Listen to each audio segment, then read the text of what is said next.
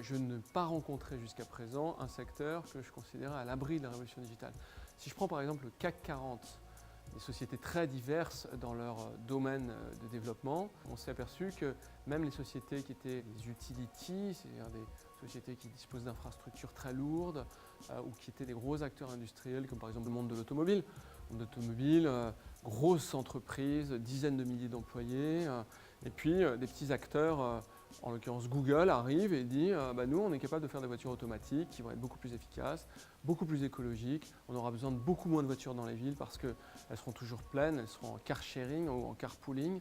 et de fait on va utiliser des acteurs comme Renault ou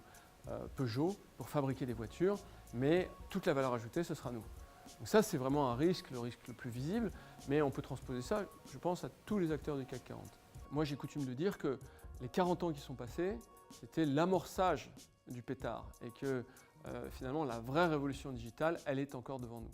Pour les grands acteurs, 4 leçons, avoir un management impliqué, faire en sorte de former tous les collaborateurs, mettre en place à la fois un temps long industriel de l'Internet et un temps court d'expérimentation pour les collaborateurs. Et enfin, la mesure de la performance, c'est au travers de l'interaction avec la multitude, avec le crowd, c'est-à-dire la capacité d'échanger de la donnée avec toutes ces externalités de l'entreprise. C'est ça qui fait qu'une entreprise finalement aura réussi dans la révolution digitale, cette capacité à faire ça.